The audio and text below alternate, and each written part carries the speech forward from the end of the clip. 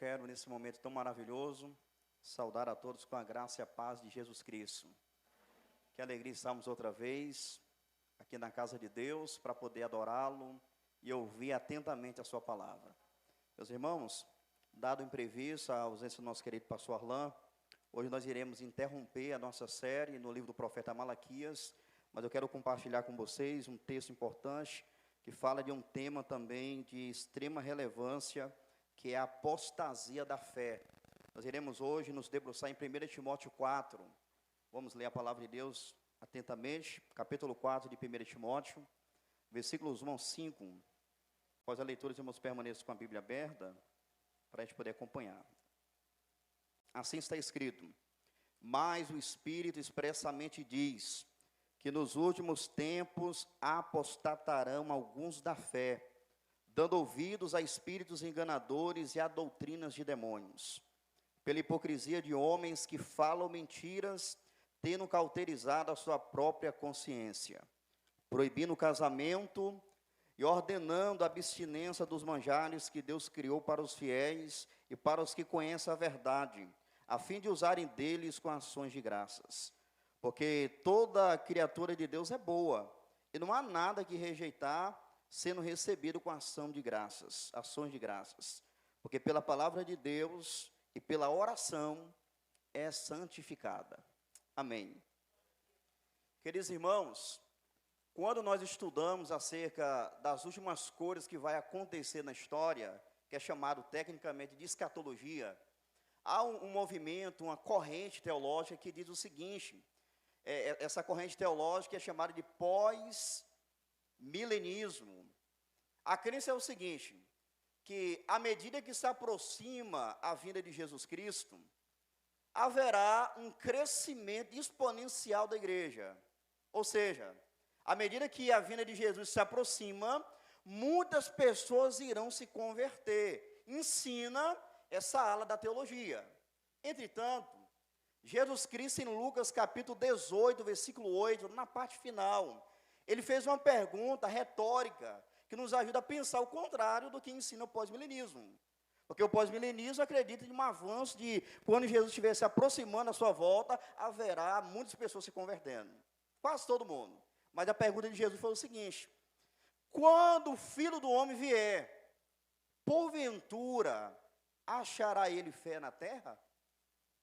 A pergunta de Jesus sugere que quando ele retornar, muitas pessoas terão abandonado a fé. Ou seja, essa pergunta retórica de Jesus indica que quando ele voltar, muitas serão as pessoas que estarão apartadas da fé. E Paulo, ele escreveu essa carta a Timóteo, que era um pastor, para que Timóteo viesse a advertir a igreja quanto à infiltração de alguns homens que ensinavam coisas contrárias à sã doutrina.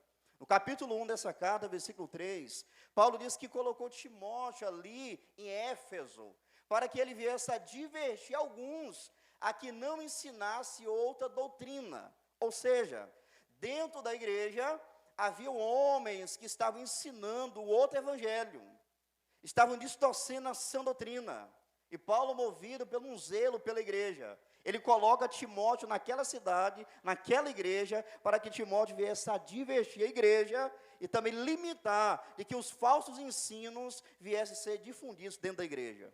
E quando chega o capítulo 4, o apóstolo Paulo vai tratar acerca desse tema que é chamado apostasia da fé. E quando ele trata da apostasia da fé, capítulo 4, versículos 1 ao 5, ele nos apresenta 4 coisas importantes que nós precisamos entender acerca da apostasia. A primeira coisa que Paulo coloca aí no versículo 1 é o prenúncio da apostasia. Olha o que ele diz: mas o Espírito expressamente diz que nos últimos tempos apostatarão alguns da fé. Então vocês percebem que Paulo está reconhecendo que o Espírito Santo de Deus havia afirmado, dito expressamente, que nos últimos tempos haveria apostasia da fé. Mas você pode estar se perguntando, o que significa apostasia? O que significa a pessoa se apostatar? A palavra apostasia, ela significa basicamente abandono da fé.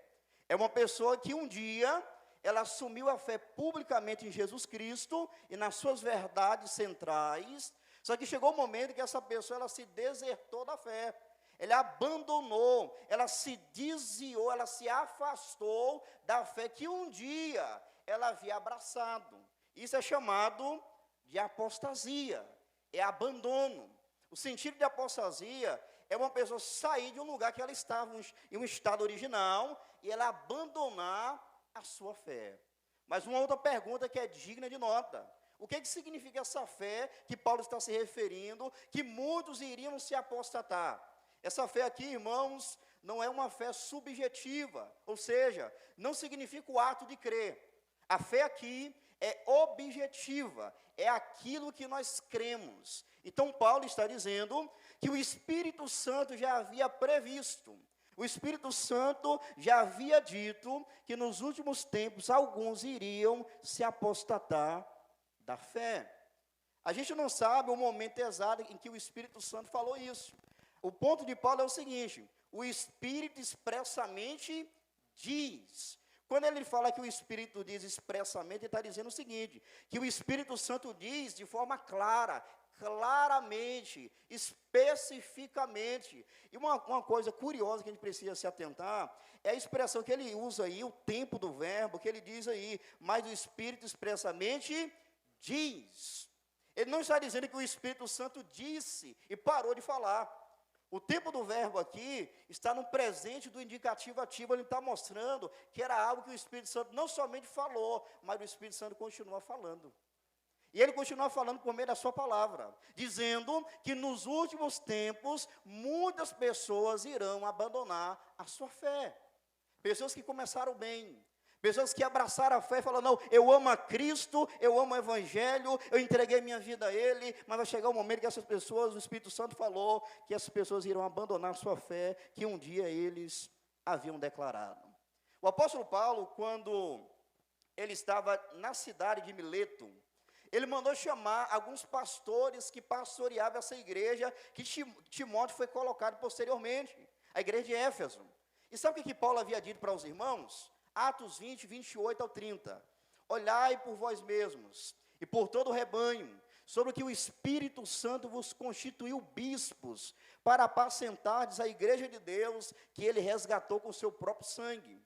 Porque eu sei isto, que depois da minha partida, entrarão no meio de vós lobos cruéis, que não perdoarão o rebanho. E que dentre vós mesmos surgirão homens que irão levar os discípulos após si, falando palavras perversas. Então vejam, Paulo, anos atrás, ele previu pelo Espírito Santo, que na igreja onde Timóteo posteriormente seria pastor, nessa igreja, entraria no meio dela homens que Paulo chama de pessoas que iriam destruir o rebanho, são lobos. Pessoas que iriam tentar minar a autoridade da Escritura e mesmo desvirtuar a igreja do centro da vontade de Deus. Então, quando Paulo diz que o Espírito expressamente diz, ele está dizendo, irmãos, que o Espírito Santo prenunciou que nos últimos tempos iria acontecer a chamada apostasia. Mas uma coisa que a gente precisa entender, esse texto aqui é muito rico, parece que dá vontade de explicar palavra por palavra, dada a importância. Geralmente, quando nós pregamos expositivamente, o foco não está enfatizado detalhe por detalhe. Mas a carta ela é tão rica em detalhes, que nos desafia a tentar explicar pelo menos boa parte das expressões que aparecem nesse capítulo. Quando ele diz aí, nos tempos, ou nos últimos tempos, o que se refere a isso? Que tempo Paulo está dizendo que aconteceria que muitos iriam se afastar da fé e abandonar a sua comunhão com Jesus? Essa expressão últimos tempos é uma referência, irmãos, à era da igreja. Diz respeito ao período entre a primeira e a segunda vinda de Cristo, ou seja, o período da igreja cristã. E quando Paulo diz que nos últimos tempos, algumas pessoas pensam que é algo que vai acontecer somente no finalzinho, quando Jesus estiver exatamente bem próximo de voltar. Mas o ponto aqui de últimos tempos é desde a primeira à segunda vinda de Jesus. Portanto, Paulo estaria dizendo o seguinte: o Espírito Santo revelou, o Espírito Santo ele prediz que vai acontecer depois da vinda de Cristo, que muitas pessoas irão abandonar a fé em Jesus Cristo. Quando nós olhamos para isso, irmão, nós somos levados a uma reflexão rigorosa até. Sabe por quê? Porque pessoas que abandonam a fé, um dia elas abraçaram. Um dia elas entraram em harmonia, dizendo, não, eu concordo com essas verdades. Eu creio nessas verdades. Eu defendo essas verdades. Mas de acordo, o tempo foi passando. Essas pessoas começaram a se esfriar da verdade. Essas pessoas começaram a ter até mesmo dificuldade e repulsa para com a verdade. De maneira que Paulo diz que elas iriam se apostatar da fé. Nós olhamos para a Bíblia, inclusive o Novo Testamento, e nós vamos encontrar várias pessoas que incorreram na apostasia. Por exemplo, Jesus chamou 12 apóstolos para segui-lo. Dentre eles, houve um chamado Judas Iscariotes. E qual foi o proceder de Judas Iscariotes no que diz respeito à fé? Um dia, ele foi chamado por Jesus e aceitou o chamado. Um dia, ele caminhou com Jesus. Um dia, ele contemplou Jesus ensinando, pregando, vendo milagres. Mas também chegou um dia que ele traiu o Senhor Jesus Cristo. Judas Iscariotes é um exemplo de alguém que outrora havia abraçado a fé, mas chegou um momento que ele se desertou da fé e abandonou a pessoa de Jesus Cristo. Na Bíblia nós lemos ainda a história de um homem chamado Demas. Eu não sei se você já leu acerca desse homem. Quando nós lemos Colossenses, você vai perceber que Paulo, ao se referir a esse homem chamado Demas, Paulo deu boa referência. Ele era cristão, aparentemente. Ele havia abraçado a fé. Mas quando Paulo escreveu a segunda carta a Timóteo, capítulo 4, versículo 10, sabe o que ele falou acerca de Demas? Porque Demas me desamparou, amando o presente século, e foi para a Tessalônica. Sabe o que Paulo estava dizendo acerca de Demas? Demas se apostatou. Demas um dia abraçou a fé, me ajudava inclusive, mas Demas me desamparou, amando o presente século. Ele amou o mundo e foi para a Tessalônica. Quando nós olhamos ainda para as cartas paulinas, 1 Timóteo, a carta que nós estamos considerando, capítulo 1, versículo 20, Paulo faz menção de dois homens, Himeneu e Alexandre. Paulo diz que esses homens também se apostataram da fé. E sabe o que Paulo fala no capítulo 1, versículo 20? Que ele entregou esses homens a Satanás, para que eles aprendessem a não blasfemar. Quando nós lemos ainda 2 Timóteo, capítulo 2, versículo 17, Paulo faz menção de Himeneu e um homem chamado Fileto. Esses homens começaram a ensinar heresia dentro da igreja. Outrora, eles eram pessoas compromissadas aparentemente com a verdade, mas eles se apostataram e começaram a distorcer a palavra de Deus dentro da igreja.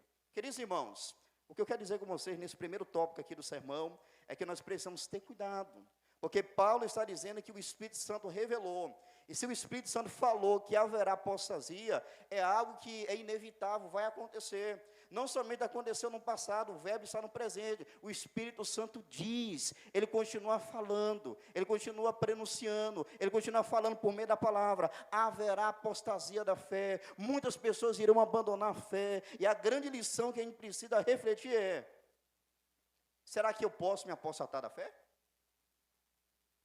Será que você que me ouve hoje, que um dia abraçou a fé em Jesus, será que você pode se apostatar? Esse texto aqui é desafiador, irmãos. Porque Paulo está dizendo que foi o Espírito Santo que revelou. Não era coisa da cabeça de Paulo, era coisa do Espírito Santo. O Espírito Santo trouxe à tona dizendo que isso iria suceder. Quando nós lemos a parábola dos solos, que é mais conhecida como a parábola do semeador, em Mateus 13, Jesus Cristo, quando ele contou a parábola, ele passou a explicá-la. E ele diz que aquela semente que caiu na beira do caminho, sabe o que representa? Representa a pessoa que quando ela ouve a palavra, ela não compreende. E sabe o que acontece? Jesus disse que na parábola, que vêm as aves dos céus e arrebata como aquela semente que foi semeada à beira do caminho. E ao explicar a parábola, Jesus disse que esse tipo de solo representa aquela pessoa que quando ela ouve o evangelho, ela ouve a pregação da palavra, ela não entende nada. Aí sabe o que acontece? Satanás, Jesus explicando, ele vem e arrebata a semente do coração da pessoa, para ela não se converter. Olha como é que Satanás é astuto. A pessoa ouviu, não entendeu, o diabo sabe uma, eu vou arrebatar essa semente. Vou levar embora, porque ele sabe que uma vez que uma pessoa recebe a palavra de Deus, essa pessoa é salva e transformada pelo Evangelho. Mas Jesus continuou a parábola, e ele disse que o semeador, à medida que foi semeando, sementes caiu também entre os pedregais. E sabe o que aconteceu? Jesus explicando a parábola, ele vai dizer, na verdade, enquanto estava narrando, que a semente caiu e começou a germinar rápido, só que não tinha terra suficiente profunda. Aí veio o sol, e sabe o que fez? Murchou a planta, morreu. Jesus explicando disse, que representa aquela pessoa que ela ouve a palavra. E quando ela ouve o Evangelho, ela recebe, aparentemente, com a maior alegria. Eu quero Jesus, eu quero o Evangelho, eu quero agradar a Deus. Só que da mesma maneira que ela é rápida para receber Jesus, ela é também rápida para abandonar Jesus. Jesus disse que aquela pessoa que quando vem a angústia, a dificuldade da vida, por causa da palavra, ela se ausenta da fé. Ela fala, não dá para mim não, ser crente não dá para mim não. Então ela abandona, é deserção. Só que Jesus continuou narrando a história dessa parábola muito importante, e diz que semente caiu também entre os espinhos.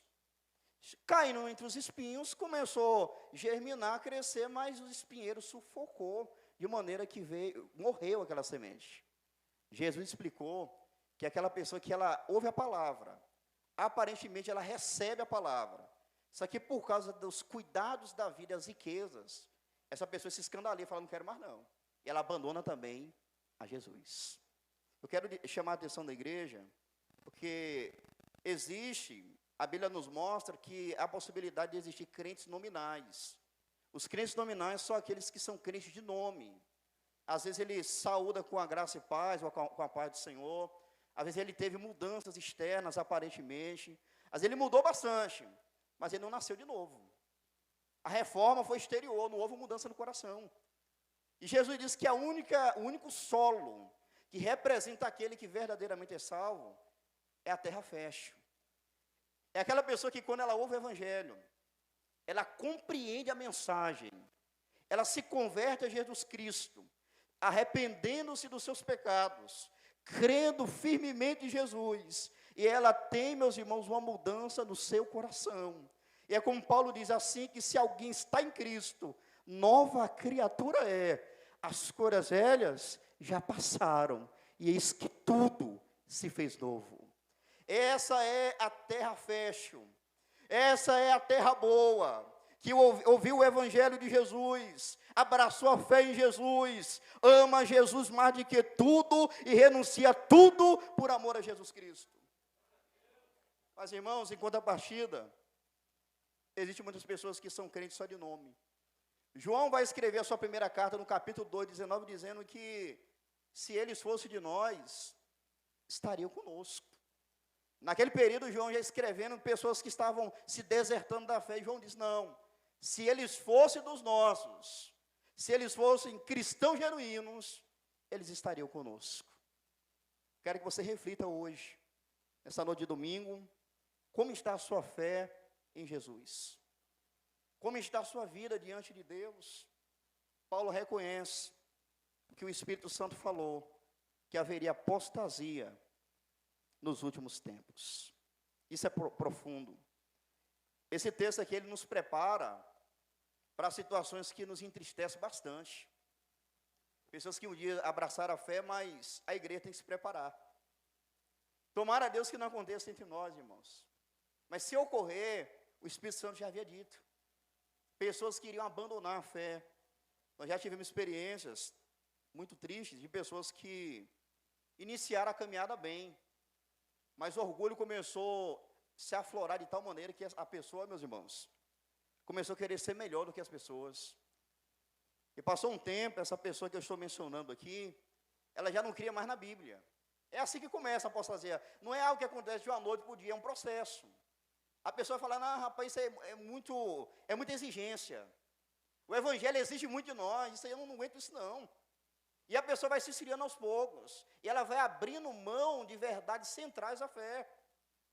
Uma pessoa que se apostata, não pensa vocês, que ela simplesmente vai dizer, eu não quero mais meio com Jesus, com a igreja. Alguns sim, como Demas, mas outros, como Rimeu e Fileto, eles abandonaram a fé, as verdades centrais do Evangelho, e sabe o que eles fizeram? Continuaram dentro da igreja.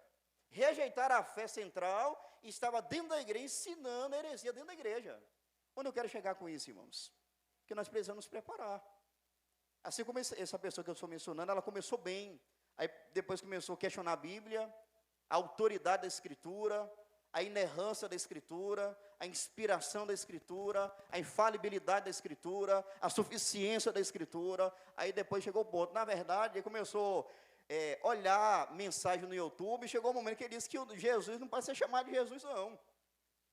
Olha só como é que a vida dele foi comprometida. E a gente tentando não faz isso não, meu irmão. Tentando, visitando, orando, tentando instruir, e ele se apostatou da fé. Naquele primeiro momento, irmãos, o coração ficou dilacerado. Mas quando a gente lê a Bíblia, o Senhor nos prepara, o Espírito Santo já havia dito. E ele continua dizendo, o Espírito expressamente diz. A nossa dificuldade, às vezes, é porque nós não paramos para ouvir o que o Espírito Santo tem falado por meio da sua palavra. Nós nos esquecemos com muita facilidade da Bíblia, irmãos, da palavra de Deus. E o Espírito Santo já advertiu a igreja, isso vai acontecer. Então, o que a gente precisa fazer, irmãos? Nos preparar. Pode acontecer? Pode. Então, a gente tem que fazer o quê?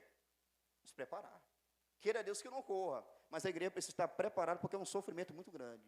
Uma outra senhora, em dado momento, ela procurou o pastor Arlan e disse o seguinte, pastor, o evangelho, a palavra de Deus não entra em mim, não.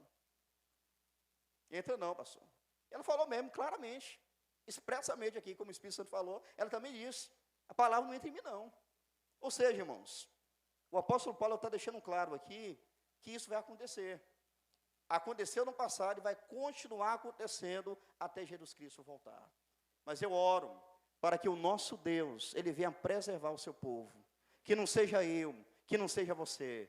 E uma coisa eu quero dizer para vocês que é uma boa notícia, que todos aqueles que verdadeiramente se converteram, todos aqueles que verdadeiramente nasceram de Deus, todos aqueles que foram adotados como filhos, como nós cantamos aqui, eles podem até titubear em um momento, mas ele não será arrancado das mãos de Jesus, porque Jesus diz, irmãos, que ninguém pode arrebatar as ovelhas que realmente são deles, das suas mãos. Ele guarda os seus. Ele disse ainda em João 4, e mais adiante, que aquele que comer do pão da vida, no capítulo 6, ele nunca mais terá fome. E ele também chegou a dizer, que aquele que beber da água que eu der, nunca mais terá sede. Então o nosso ponto aqui é o seguinte, é nós nos certificarmos da nossa fé. Se ela é genuína, se ela é verdadeira, se ela é autêntica, para que nós venhamos ter a segurança que o Evangelho nos apresenta. Se realmente nós estamos nas mãos de Cristo. Então, querido, esse é o primeiro ponto aqui de Paulo. O prenúncio, a predição da apostasia. Mas depois dele falar sobre isso, ele vai apresentar agora a fonte, a origem da apostasia. Olha o versículo 1. Mas o Espírito expressamente diz que nos últimos tempos apostatarão alguns da fé, dando ouvidos a espíritos enganadores e a doutrinas de demônios. Paulo, ele passa da predição da apostasia para a fonte da apostasia. E ele vai mostrar aqui que a fonte da apostasia e das heresias tem como origem demônios. Olha aí, deixa bem claro. Espíritos enganadores e a doutrinas de demônios. E quando Paulo fala doutrina de demônios, ele não está dizendo que a doutrina, o ensino, é acerca dos demônios, não. Ele está falando da origem dessas doutrinas, ou seja, é de procedência maligna. A apostasia, meus irmãos, ela vem acompanhada com as heresias.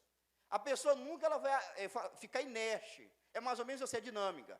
Ela abandona a fé central, as verdades centrais do Evangelho, e abraça outras coisas. Ela não fica inerte, como que dizendo, eu não quero isso não e vou ficar tranquilo, não. Ela abre mão da verdade e se apropria de mentiras. E Paulo diz aí que a fonte, a origem dos ensinos heréticos e da apostasia está nos espíritos enganadores, doutrinas de demônios. Perceberam o que Satanás faz? Desde o começo foi assim, irmãos. Deus mandou a palavra para o casal, Adão e Eva, Gênesis capítulo 3. E o que Satanás fez? Ele distorceu a palavra. Ele é o herege desde o princípio. Desde que ele se tornou Satanás, ele é o herege impenitente. É aquele tipo de herege que não tem jeito não. A condição dele é inalterável. Ele vira para Eva através da serpente e falou, olha, é assim que Deus disse, não comerás de toda a árvore do jardim. Deus falou isso onde? Deus havia dito, vocês podem comer livremente de todas as árvores do jardim, com exceção de uma. E Satanás, de forma sagaz, sorrateira, ele vem distorcendo a palavra, dizendo o seguinte, Deus falou isso, foi Eva. Você não podia comer de nada, que Deus é esse, hein? Querendo que Eva ia pensar, rapaz, Deus é ruim. Você questionar a bondade de Deus. Irmãos, Satanás, ele luta de todas as maneiras para distorcer a verdade. E ele usa os seus asseclas. Ele usa os seus aliados, que nesse versículo de número 1, Satanás tem os seus aliados, que são os espíritos enganadores e os demônios. E esses demônios agem justamente para criar ensinamentos que contrariam a palavra de Deus. É de forma sagaz, às vezes as pessoas não percebem. É de forma camuflada. Mas o inimigo está trabalhando por meio dos espíritos malignos para enganar as pessoas a abandonar a fé verdadeira. Ele vem com propostas atrativas, atraentes, que a pessoa olha assim, não, rapaz, isso vale a pena, se eu acreditar nisso vai valer a pena. Mas, irmãos, é Satanás enganando. É Satanás ludibriando, como fez com Eva. Vocês se lembram do texto de 2 Coríntios capítulo 11, que Paulo estava preocupado com a igreja de Corinto, e ele diz assim que, como Eva foi enganada pela serpente no jardim, eu estou preocupado que vocês sejam também enganados. E sejam apartados da simplicidade que há em Cristo. Então, irmãos, a Bíblia mostra que o inimigo, ele não para. Satanás é o sedutor das nações. Apocalipse capítulo 12, versículo 9, ele é o enganador. Ele tenta fazer de tudo para enganar as pessoas com as suas mentiras. E aqui você percebe que o âmbito da mentira aqui, que o Satanás ele usa os demônios, é na esfera religiosa. Então, você tem pessoas mentindo na esfera moral, mas aqui o contexto é na esfera religiosa. Falso ensino. É o que Paulo lá em Gálatas diz, que é outro evangelho, mas não é o evangelho de Cristo. Então vejam, qual é a fonte da apostasia? Os demônios, os espíritos malignos. O que ele quer? Ele quer desviar as pessoas da verdade. Se você está me ouvindo hoje, está na palavra, ama Jesus, Satanás não está satisfeito. E o que ele vai fazer? Ele vai lutar de todas as maneiras que ele puder para te desviar da verdade. E sabe o que ele quer? Que você blasfema de Deus, que você questione a Deus. Quem se lembra aqui da história de Jó? O homem sincero, reto, temente a Deus e se desviava do mal. Mas o que aconteceu? Os filhos de Deus foram se apresentar perante o Senhor e no meio deles foi também Satanás. E Deus pergunta, de onde vem Satanás? E ele responde, de rodear a terra e passear por ela. Deus vira para Satanás e fala assim, tu observaste o meu servo Jó? Porque não há na terra homem semelhante a ele, sincero, reto, temente a Deus e que se dizia do mal. Aí Satanás, você já sabe, né, o que ele quer fazer com aqueles que estão na verdade. Quer desviá-los. E ele disse o seguinte, toque em tudo que ele tem e verás se ele não blasfema de ti na tua face.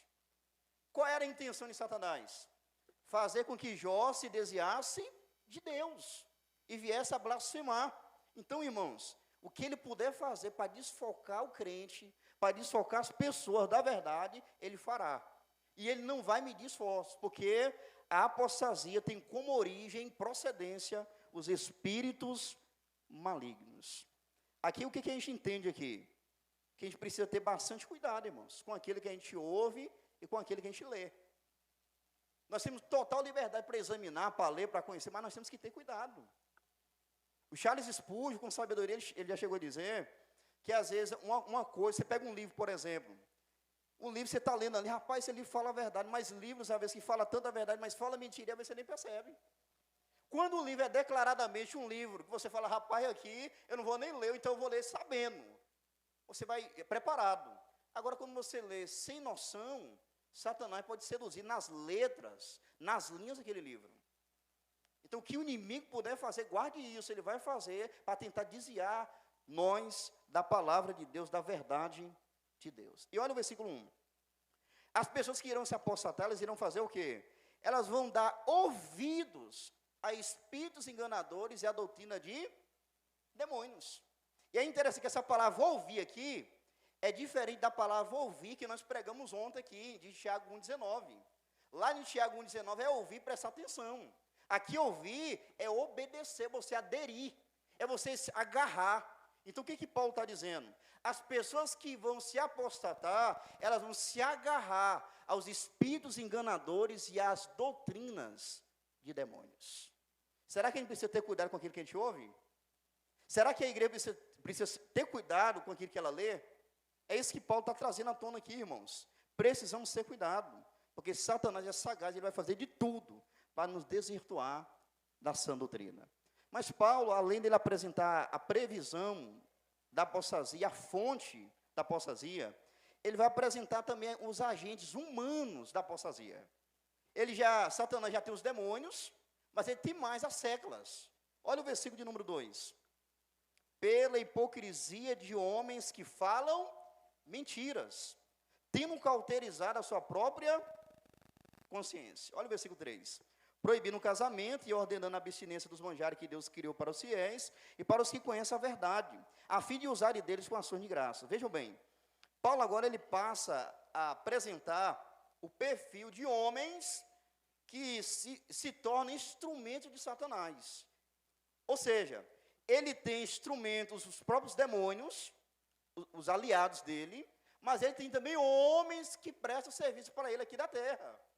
E Paulo descreve aí eles de 3 maneiras no versículo 2. Vejam bem, primeiro, esses homens são hipócritas. Olha aí o versículo 2. Pela hipocrisia de homens. A primeira característica desses homens é que eles são hipócritas. Hipócrita, a ideia aqui é de uma pessoa que usa máscara para poder ocultar a sua identidade real. No período do Novo Testamento, era muito comum a questão do teatro, eles usavam máscara para passar por uma pessoa que eles não eram, fazendo um papel, eram atores. Então, Paulo aqui, quando ele diz acerca desses homens que são usados pelo diabo para enganar, ele apresenta a primeira característica, que é justamente a hipocrisia. É uma pessoa que não é cristã, mas ela se passa de cristã. É uma pessoa que não é um pregador verdadeiro do Evangelho e se passa de um verdadeiro pregador do Evangelho. É uma pessoa, meus irmãos, que é camuflado. No primeiro momento você olha assim, uma vez você não consegue perceber, porque ele está usando uma máscara e tentando cobrir ou encobrir a sua verdadeira identidade. Isso aqui é importante, porque essa característica aqui, meus irmãos, ela é muito comum na vida dos falsos profetas, falsos mestres. Você se lembra de Mateus 7,15? Jesus disse: acautelai-vos dos falsos profetas, porque vem a vós como? Vestidos de ovelhas, mas interiormente são lobos devoradores. O Senhor Jesus disse: vocês têm que ter cuidado, porque os falsos mestres, eles não vão chegar com um crachá dizendo, eu estou prestando serviço para o maligno, não. Ele vem de forma infiltrada, ele vem de forma sagaz, como o inimigo age, marcado pela hipocrisia. Meus irmãos, quando a gente olha para essa expressão aqui, a gente precisa também parar um pouquinho e refletir na nossa vida. Já que a hipocrisia é uma característica das pessoas que prestam serviço para o diabo, a gente precisa fazer aqui uma análise da nossa vida, não é verdade? Aproveitar. Será que a gente não é hipócrita também, irmãos? Se passando de uma pessoa que na verdade nunca foi? Analise comigo. A gente está aqui cultuando a Deus, mas será que a gente não se enquadra aqui, meus queridos? Que Deus venha nos livrar. Que Deus venha nos poupar e nos livrar da hipocrisia, meus irmãos. Porque enquanto muitas pessoas querem enganar o próximo que está ao seu redor, Deus está vendo tudo. Não tem como escapar dos olhos do Todo-Poderoso. Não tem como uma pessoa se esconder de Deus. Mas muitas pessoas estão vivendo marcada e caracterizada pela hipocrisia. Segundo Timóteo, o apóstolo Paulo ele vai dizer o seguinte em relação aos falsos mestres, capítulo 3, versículo 5, que eles têm aparência de piedade, mas eles negam a eficácia dela. Aí Paulo diz, destes, afasta-te.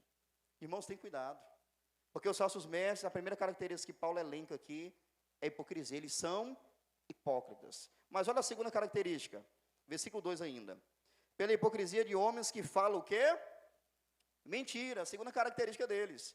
Eles são hipócritas e eles são mentirosos. Então eles não estão preocupados com a verdade. Eles não estão preocupados com a Santa Escritura. Eles estão preocupados em ludibriar as pessoas. O que eles puderem fazer usando a religião, eles irão fazer. Paulo diz aí que eles falam mentiras. Aí você se lembra quem é o pai da mentira? João 8,44? O diabo. E esses homens prestam serviço para quem? Para ele. Logo, eles também serão mentirosos, enganadores. Meus irmãos, às vezes eu assisto de vez em quando alguma coisa no YouTube, é entristecedor demais quem tem visto por aí. É entristecedor. Alguns programas de televisão, pessoas usando a fé, a Bíblia, irmãos, para enganar descaradamente as pessoas. Você está vendo ali que o pessoal está brincando, mas tem gente que ainda acredita ainda. Hoje pela manhã eu estava fazendo uma pesquisa, lendo, me atualizando, encontrei lá um noticiário, um camarada se passando de pastor, deficiente visual, se passando de pastor e dando calote em todo mundo por aí afora. Goiânia, São Paulo, Acre, enganando meio monte de gente, fazendo promessas, se enriquecendo à custa das pessoas incautas. Ou seja, eles usam a fé, queridos. Usam a palavra, mas para enganar. Então, meus irmãos, a gente precisa ter muito cuidado. Paulo está dizendo que a apostasia, ela leva a pessoa a abandonar a fé, mas tem uns instrumentos que o diabo usa para levar as pessoas a isso. Não é de uma hora para outra. Então, primeira característica deles, eles são hipócritas. Segunda característica, mentirosos. Terceira, insensíveis. Olha aí o versículo de número 2. Pela hipocrisia de homens que falam mentiras, tendo cauterizado a sua própria consciência. Paulo está dizendo aí que os falsos mestres, as pessoas que são usadas pelo diabo para enganar a igreja, eles são insensíveis. E como a gente sabe disso, que eles eram insensíveis, que eles são insensíveis? Por causa da palavra que Paulo usa aí, tendo cauterizada, cauterização. Uma palavra médica que era usada no contexto bíblico de duas maneiras. Era usada para uma pessoa que usava ferro quente em uma parte do corpo para tornar aquela parte do corpo inativa. Então usava-se o ferro quente e onde o ferro quente ficava, com o tempo doía, mas depois ficava insensível. É a mesma coisa que acontecia, acontece ainda hoje. Naquela época, as pessoas faziam isso com escravo. Eles marcavam os escravos com ferro quente, como se faz com gado hoje. Marcava com ferro quente, que é a expressão cauterizar. No primeiro momento doía, mas depois aquela parte ali do corpo ficava totalmente insensível. Então Paulo está dizendo o seguinte: os falsos mestres que tentam enganar o povo de Deus, que tentam levar as pessoas para distante da fé cristã, é um povo insensível. Ele não está nem aí não. Eles falam a mentira como se estivesse falando a verdade. Você conhece alguém assim? Que uma pessoa que mente, você está vendo que ela está mentindo, e ela está falando com tanta propriedade, com coisa que é verdade. Ela já se engana já com a mentira que ela fala. A pessoa está fazendo errado e para ela está fazendo certo. Mente insensível. Paulo está dizendo que os falsos mestres, queridos, ele chega nesse ponto. A consciência, o texto diz aí, a consciência deles está cauterizada. Ou seja, está calejada, não tem mais pesar. Por exemplo, quando nós cristãos pecamos, cometemos algum erro, a nossa mente não pesa, irmãos? A consciência não pesa? É o Espírito Santo trabalhando. Você precisa se arrepender, confessar. Mas uma pessoa que ela vive na prática habitual, hoje ela faz, amanhã ela faz, depois ela faz tudo de novo, vai repetindo, a mente dela, a tendência é ficar o quê? Cauterizada. Ela fica insensível. Ela está no erro e tanto faz, tanto fez. Não, Deus me conhece. E tenta usar ainda essa conversa para justificar seu erro. Não, Deus sabe de todas as coisas. Então, uma pessoa que se apostata, o processo é esse. Ela começa hoje renegando uma doutrina, ela começa hoje falando o que não deve, e isso ela vai se acostumando, de maneira que vai chegar um momento que a mente dela vai ficar cauterizada, insensível. Aí você está falando com ela, nem sente nada. Você está errado, meu irmão. Que errado o quê?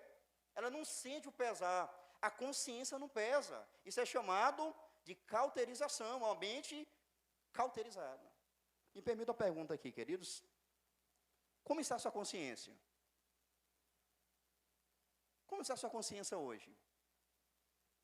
Vamos fazer essa reflexão aqui. A palavra consciência aqui ela é a faculdade que afirma ou acusa uma ação. Com a consciência, que Calvino, com sabedoria, diz que é o dispositivo do Espírito Santo que Deus nos deu, para cada ser humano. É aquela condição de você reconhecer o que é certo e o que é errado. E tem pessoa que está fazendo errado, está brincando com as coisas de Deus e a mente nem... Você tem que ter cuidado, porque a sua mente pode estar se cauterizando. E uma vez a mente, a consciência cauterizada, se torna irreversível. Não há mais nada a ser feito. A pessoa se apostata e já foi. É um caminho sem volta. É por isso, meus irmãos, que eu quero chamar a atenção de cada um de vocês, com amor, que nós devemos ter cuidado, meus queridos. Satanás quer nos desviar da palavra de Deus. E nós não podemos brincar com coisa séria, irmãos. Nós estamos em um campo de batalha, a vida espiritual, a batalha é inegável, é real. E o inimigo quer que somente fique insensível, que nada, não tem tanto faz, tanto fez. Cuidado, porque essas são características daquelas pessoas que se apostatam e são instrumentos do inimigo para enganar outras pessoas. Mas além do perfil, do caráter deles, Paulo vai apresentar os ensinos. E a gente vai perceber hoje a ligação entre crença e prática. Entre aquilo que você crê com aquilo que você vive. Olha só o versículo 3. Qual era o ensinamento daqueles homens que estavam seduzindo outros para a apostasia? Eram dois. Primeiro, eles proibiam o casamento. E segundo, eles ordenavam a abstinência dos manjares que Deus criou. Deixa eu explicar isso aqui. Possivelmente esse grupo aqui que Paulo está se referindo é um grupo de ascéticos. Os ascéticos, eles tinham um pensamento da seguinte forma. Eles entendiam que o corpo da pessoa era uma matéria, a matéria era má, essencialmente má. E uma vez que o espírito apenas era bom, eles enxergavam o corpo como a prisão do espírito, da alma, como um cativeiro do espírito. É por isso que, inclusive, os romanos, nessa época aqui, eles aceitavam a morte com facilidade, porque a visão era, o corpo não presta, o corpo é ruim. Então, surgiu duas linhas, o hedonismo, que dizia o seguinte, já que o corpo não presta, vamos aproveitá-lo, ele não vai afetar a nossa vida espiritual, vamos fazer o que quiser, imoralidade, hedonismo. Só que veio esse grupo chamado ascetismo, que já era o contrário do hedonismo. Dizia o seguinte, já que o corpo é ruim, vamos maltratar ele, vamos privá-lo, vamos maltratá-lo. Aí, então, eles ensinavam o seguinte, olha, nada de casamento e a gente tem que renunciar a alguns alimentos aí, ficar sem comer. Ou seja, eles proibiam algo que Deus ordena em relação ao casamento e também ordenavam que as pessoas não se alimentassem corretamente. Um ensino duplo. E Paulo resume aqui, o ensinamento deles eram perniciosos. E sabe qual era a intenção, a ideia que eles queriam comunicar? De espiritualidade. Uma pessoa virasse para eles assim, olha, eu tenho que casar ou não? Eles diziam mais ou menos assim, casar o quê, irmãos? Casar é coisa inferior, é coisa da matéria. O negócio é você ficar sozinho, solteiro na obra de Deus, e aquela conversa toda que vocês conseguem imaginar. É você ser espiritual e tal. Então, a versão que eles vendiam para poder incutir os seus ensinamentos era essa. Era em nome da super espiritualidade. E eles tentavam enganar as pessoas dentro da igreja com base na sua filosofia. Então, eles proibiam o casamento e ordenavam a abstinência dos alimentos que Deus criou. O ensino deles. Eu quero aqui chamar a atenção dos irmãos nesse tópico e dizer o seguinte, que a gente percebe aqui a fúria do diabo contra o casamento. Vocês conseguem perceber? Eles proibiam o casamento. O casamento não foi Deus que criou? E eles faziam o quê? Se opunha, mostrando que Satanás ele não está contente com o casamento. Você que é casado, que está me ouvindo agora, você está pensando que o diabo está satisfeito com o seu casamento? Com o nosso casamento? Não. E é por isso que ele levantou homens e continua levantando homens ainda hoje, para tentar ferir esse princípio tão nobre, essa instituição tão sagrada que é a família. Ele luta tentando minar aquilo que Deus ama. Então, irmãos, a gente precisa refletir um pouquinho. O inimigo está furioso com a nossa família. Esse texto aqui comunica essa verdade.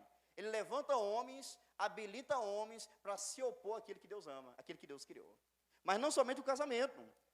O inimigo ele quer destruir a nossa vida. Olha o versículo de número 3. A abstinência dos manjares que Deus criou, seus alimentos. Nessa época aqui, eles estavam proibindo alguns alimentos. Ou seja, se a gente entende que o ascetismo fazia com que a pessoa viesse se autoflagelar, se maltratar, a ideia que está por trás é o seguinte, eles queriam que as pessoas não tivessem cuidado da vida. Quem deu a vida, irmãos? Deus. Quem deu o corpo, irmãos? O diabo, ele quer destruir a família, o casamento, e destruir a nossa vida. Esse é o ponto de Paulo aqui. eles se infiltraram na igreja, estavam destilando as suas heresias. Então, aqui a gente vê que eles não estavam brincando, não, estavam tentando acabar com a igreja. Você percebeu que no versículo 2, Paulo trata do caráter, e no versículo 3 ele trata do ensino? Perceberam isso? Porque uma coisa está intimamente ligada com a outra. Você faz o que faz por causa daquilo que você crê. A crença determina a vida. O que nós cremos determina como nós vivemos. Porque eles eram pessoas que eram hipócritas, mentirosas e insensíveis. Porque eles viviam o ensinamento deles. Eles tinham crenças erradas que levavam eles para práticas erradas. E aqui eu chamo a atenção dos irmãos, porque, meus irmãos, as crenças são determinantes para a maneira que nós vivemos. Tem pessoas que têm muita dificuldade com a questão doutrinária, mas a doutrina, meus irmãos, é essencial, e foi Deus que deu. Judas, versículo 3, Deus, ele deu de uma vez por todas a sua fé para os santos. E o diabo, ele vai fazer de tudo para perder a sã doutrina. A expressão sã doutrina significa ensino saudável.